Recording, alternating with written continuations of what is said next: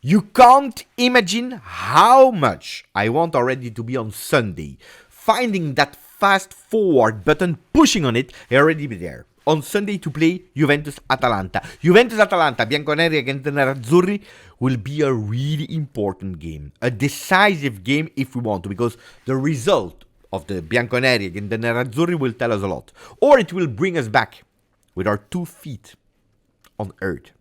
Or it will bring us from that illusion phase to that dream phase. We are far away of the reality of really competing for something big, the Scudetto. But it really can open a world, a new world, a temporary world of really believing that we can already be from 4th, not 5th anymore, but 3rd. The calendar of Atalanta is a hell.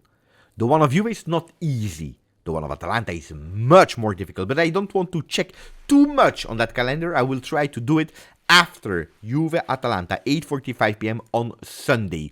Ciao Juventini of the world, my name is Giuseppe, welcome back on the channel, I hope you're all doing well. Ragazzi, yesterday we did a really fantastic, beautiful episode of Juve Talk, Juventini of the world. It was the 4th one. We had Turin Giants that was there together with us. It was really nice. We spoke about football, we spoke about Mercato, we spoke about Juve-Atalanta. We even gave 2 shirts away. The new collection of Turin Giants. I was super happy. At least people that were watching live, Andar Sofian and Massimo Lesti, they were happy because they won that shirt. It was really, really beautiful. Go back and watch it. But there is a really big topic that yesterday we spoke about, and I remember that Zach and Frederic, they were absolutely not agreeing with what we were speaking. They had different opinions, and the chat was also divided about that. We were speaking about Conceição.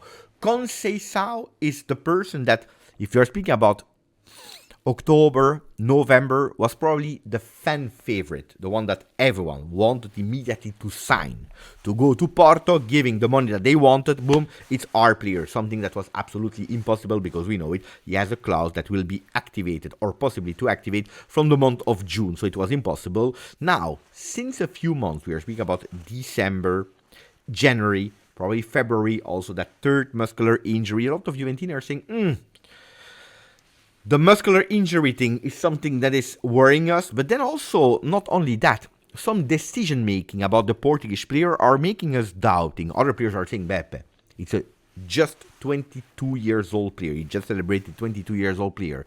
He's one that is actually making sure that he can really split the game. That goal against Inter was totally fantastic. That winning goal against Inter. It's a player that you need to go. You need to sign because if the value today, on top of the loan of 8 million euro, including salary, you need still to give 30 million for that clause.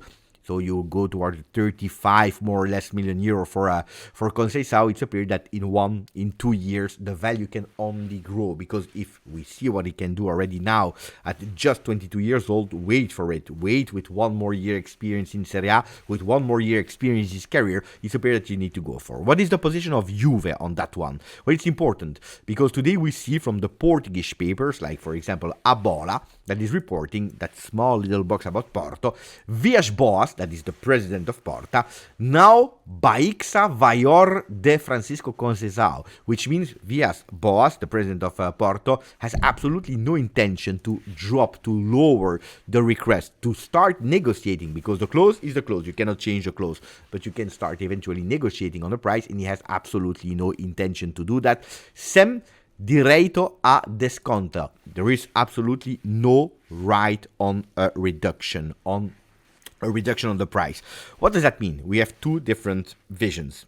Some people will be happy, some people will not be happy. I think that everyone will find a bit of information in that big news. The first one, what I understand from it, is that Juventus, they want to keep the player. Because if you don't want to keep Francisco Conceicao, you don't go knocking at the door of Porto already now in the month of March, asking, look, we want to keep the player, can we have a discount on the price? If you don't want the player, you don't even knock on the door. So we see that there is clearly an intention from Juve to go for the player, to keep the player if possible. On the other side, well, if you ask for the price, it means that you are not 100% convinced to go for 30 million adding on the price that you already paid for the loan of the Portuguese 22 years old player. Which means that we have 2 ways. Juve wants to keep him, but they think that it's maybe a bit too much. And it makes sense in a way. It makes totally sense. Juventus is looking for other offensive wingers. We heard the name of Lukman, Zegrova, We heard the names of so many offensive wingers that Juventus is thinking about. What do we do with Conceição? Because we take into account the poor decision-making in a few games that Thiago Motta spoke about. We also take into account the third muscular injury. But on the other side, it's a potential player that is really doing well. And the flashes of Francisco Conceicao that we saw this season are really good. It's a player that can start the game. It's a player that has absolutely no problem to start from the bench, entering the game, in changing the game. So everything is open at the moment for Francisco Conceicao. On the other side, for people that told you it's 100% a done deal, Juventus, they will activate the clause, wait a bit. Wait really a bit. That brings us to the second topic of today. But first of all, of course, after 5 minutes of the video, I'm asking you to put a maximum of like, to continue to subscribe to the channel. Interact so that we can beat that algorithm, so that the channel will start to grow and to grow and to grow, because we need to go as fast as possible to 40,000 Juventini of the world.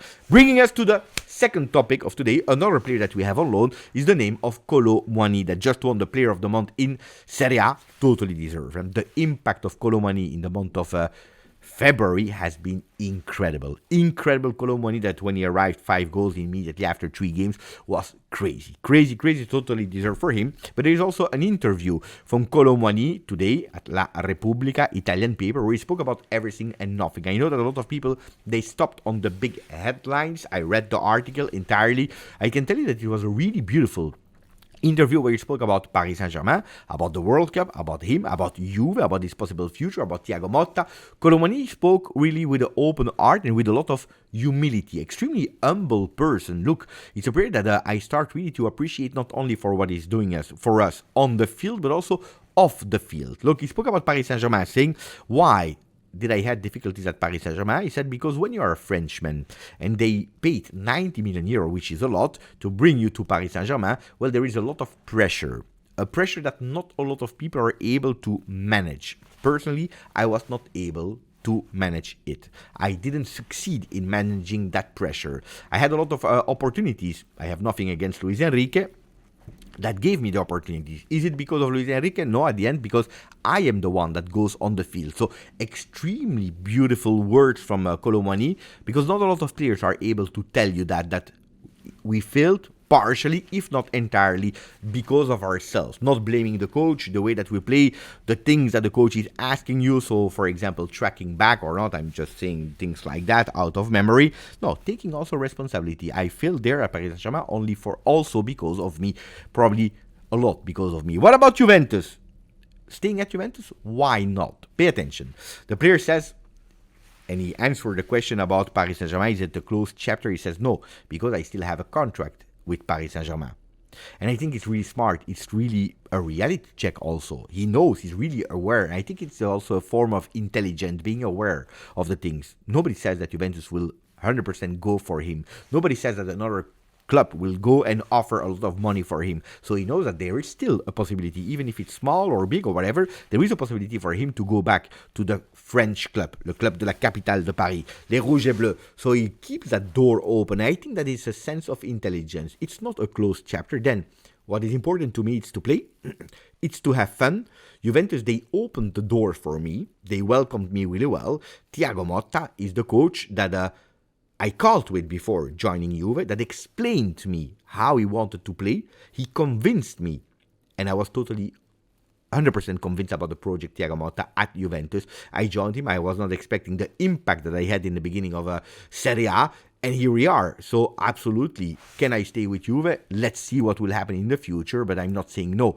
And I really think that these are words that are showing the intelligence of the player, that is humble player, taking his responsibilities, being accountable, and also showing that if it's for him, probably we can read between the lines, he would stay at Juve, where he's loved, where he's having fun, where he's appreciated by everyone. So Kolo Muani at Juve, is it possible or not? Well, we see it on the Corriere dello Sport. They are writing as Kolo Muani Juve, 45 million on the table. Today I was speaking also. They told me 45 will probably be not enough. Probably we go towards 50, 55 million euro. But we're speaking about a check that needs to go towards Paris Saint-Germain in the summer of 26, because Juventus has absolutely the intention to renew the loan for one more year, so actually postponing that payment of the French striker. They want to go as soon as possible. They want to do it really fast, because they want that the player is going on the plane, not with Paris, but with Juventus to the World Cup that will start in 99 days. So Juventus really want to go extremely fast for the French player extension of a loan with then 45-50 million payable in 2026. Will it happen? We don't know. Let's see. We keep a door open for Juve. We keep a door open for the end of Kolo Muani. Let me know what you think about it, because of course when we are speaking about Kolo Muani up front, we are also speaking about another name that yesterday I didn't mention in my Mercato video. Is the name of Victor Osimhen, the dream of a lot of Juventini, probably also one of my dreams. I believe that at today, Victor Osimhen is even stronger than Kolo Muani with other characteristics. He's a fantastic player. A player that I believe that would do certainly extremely well at Juve. It's probably the player that we need, honestly. So I have a lot of admiration for the player. I love the player. On the other side, it's a player that has a clause of 75 million for foreign clubs, so not for Juve. So if Juventus really want the player, they need to go to knock at the door of Aurelio De Laurentiis asking what is the price for Juve for the player. Not sure that Napoli will be happy with it. Then on the other side, it's true that you will tell me he has a contract until 2026. Pay attention, it's a special contract. If the player has still not been sold on the 30th of June 2025, there is an automatic extension of contract until 2027. So we can say that in the vision of De Laurentiis, Manna, Antonio Conte, it's a player that has still 2 more years of contract. So it's not that easy to go for Victor Osimhen. It will cost you a lot of money. Do we really want to give all that money to Napoli? First big question. Secondly, will they agree to sell the player Higuain bis to Juve? Second question. Third one, we need to take into consideration that African Cup. Then the fourth thing is also that it's a player with a lot of personality. It's a player that doesn't care to stay an entire year in the stands if he doesn't play. It's a player that we saw also having some fights with Spalletti in the beginning of the season. So it's not really an easy player to manage. Do we really want to go for Osimhen? I tell you, technically fantastic. On the other side, if you're looking at the salary of the player, the value of the player, I think that we can personally find cheaper, maybe not as good as Osimhen, but cheaper and probably better for the moment that we are in at Juve. Let me know if you really want him or not. We continue with other news. La maledizione dei centrali, the malediction, the bad curse, the curse of the center backs at Juve, because we know it. Yesterday, Federico Gatti trained in an isolated way. I already told you, Federico Gatti is not that much at risk to be there in the squad list to play. We are playing at home. But of course, after playing game in, game out, game in, game out, and we said it here, we even said at a certain moment, whatever he's doing, whatever mistake he's doing, we are not blaming him because the guy is out of breath. Well, it could possibly be that Gatti is not starting the game. Luckily, we recuperate Kalulu, and we are trying to recuperate also, on the other side, Renato Vega. What will be the defense? At the moment, it's a bit too early to say. Malediction curse, yes. If you are looking at Bremer, that is they're out since 32 games. Cabal since 24 games. Kalulu that missed 8 games. Vega now 3 games. Yeah. It's a curse. It's a curse, especially because it's always there in the center back. You can go and sign other players in the winter mercato. They will get injured as well. Anyway, we already spoke about Gatti. We spoke about the defense. Who will play? Well, it's a big, huge fight there as the third midfielder, because Locatelli should play. Thuram, I hope, will play. I already tell you, if Thuram is not starting the game against Atalanta, it's better for Thiago to win. To win 4-0 against Atalanta. Otherwise, he will have really a lot of problems. I think that if he doesn't win, and he didn't start Kefren Thuram, he can already prepare the luggage and say goodbye. I can already tell you and anticipate you that. But looks like Weston McKennie is trying to take a bit of advantage of the situation. I don't know if you watched it yesterday. Koopman is there together with Weston. Weston that is taking that bottle of water, putting water on the head of the Dutch player, probably to say, you know what, let's go for another time with the fever, with the flu. Well, I will recommend Weston to stop immediately with it, because we know it. When we have certainties in life, we have 3 of them. The first one, death. The second one, taxes. The third one, cope with the flu, is starting a game at Juve for Thiago Motta. Anyway, Juve-Atalanta will be played on Sunday. We still have a lot of hours in front of us with a lot of videos. Pay attention, today there could possibly be a second video with a special guest here on the channel, so put that notification ring on. Don't forget, support the channel. Maximum of like, interactions in the comment section, subscribe if you didn't. Grazie, forza, Juve.